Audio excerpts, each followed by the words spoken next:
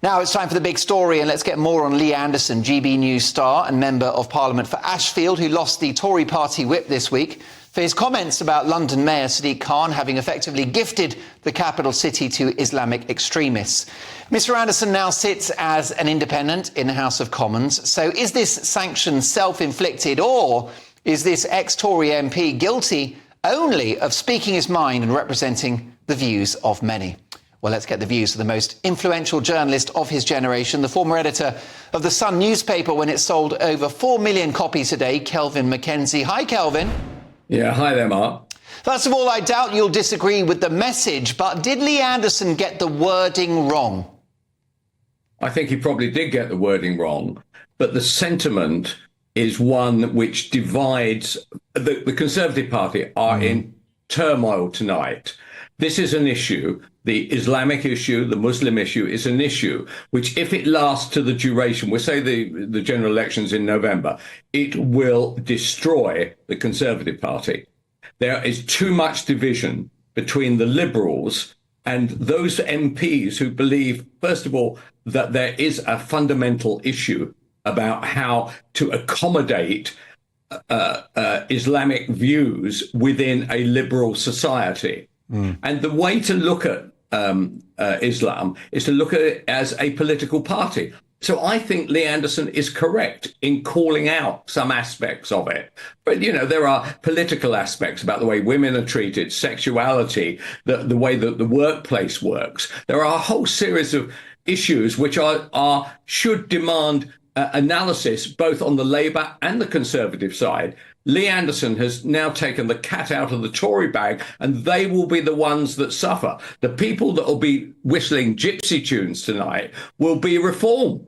Not because Lee Anderson may or may not join them, but because this debate about Islam becomes centre stage alongside, well, inflation is going to go down. Hopefully interest rates will. Unemployment is virtually defeated. There is a big issue out there, and now it's now going to be Islam.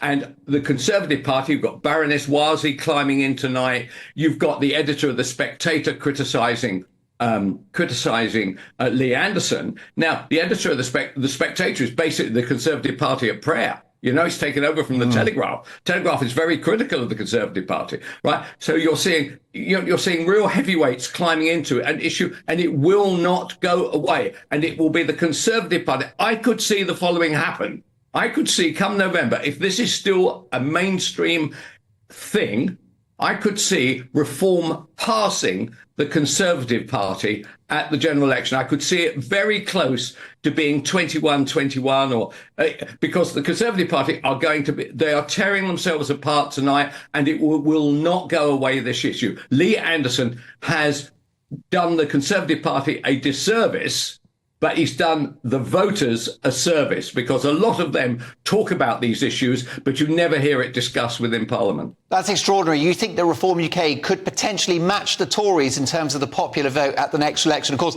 as we'll agree, first past the post means they won't get a seat, but they could get many thousands of votes. Absolutely. And the cleverest person in all this is always Nigel Farage, who, by the way, is by miles and miles, from the centre-right onwards, the cleverest guy, right? He'll keep his powder dry. The last 6 weeks, there'll be plenty of this kind of debate going on. And that's where I see Rishi, who doesn't know what to say for the best. It turns out that guy, Oliver Dowden, tonight, and Oliver Dowden basically says, well, you're quite wrong, Lee, but however, some of the points you make are worthwhile. He can't say what he's thinking. No Conservative politician, no mainstream Conservative politician can be seen to say, well, actually, I don't agree with some of the stuff that Lee Anderson said. It's clearly preposterous that Khan has got his mates in. However, it has to be said, there is a guy running Tower Hamlets Council right now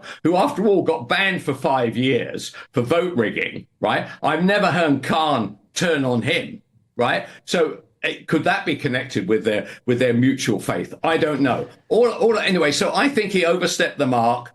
I don't see the problem going away. If, for instance, members of Islam decide to shut down Tower Bridge and that kind of stuff and become like Just Stop Oil, this will be a catastrophe for all politics, to be honest, because it's all right for Starmer to be climbing in tonight and saying this, that, and the other. But what happens if the country feels that we are threatened by what I think is a political religious group? I think it's a massive issue for our nation.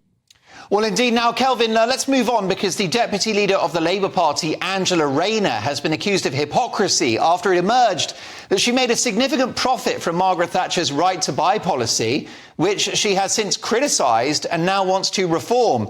Exclusive revelations, Kelvin, set to be published in a new book by Lord Ashcroft, suggest that she made £48,500 after selling her former council house at market rates, having received a generous 25% discount when she originally bought the property in 2007.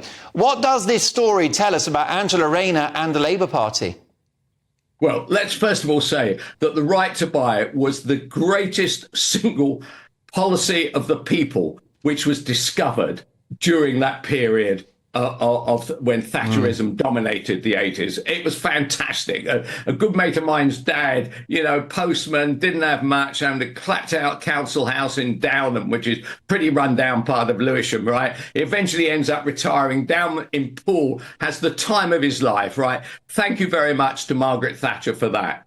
So what it does point out is that she kept completely stum about all this. So she thought that nobody knew that she'd made £48,500. Well, along comes a very clever Lord Ashcroft, writes this book and blows her out of the water when she starts saying that the discount that she got, the 25%, should not be available. It should be thoroughly reduced. Well, you can imagine under socialism what that's reduced to. It's reduced to nothing, or reduced to, because they actually don't want anybody who has a council house to buy the council house, because they say it reduces the stock. I say it gives the opportunity for ordinary people to have lives which they don't have to rely on the council being their landlord, and the painting's never done, and the plumbing never works, and nothing, and the garden's never done. They can just get on with it themselves. So actually, it's a fantastic piece of journalism. I congratulate Lord. He doesn't need my congratulations. He's got he's had a fantastic, successful life. But now in his later life, he's become a bloody good journalist. And it's that kind of stuff where you point out the hypocrisy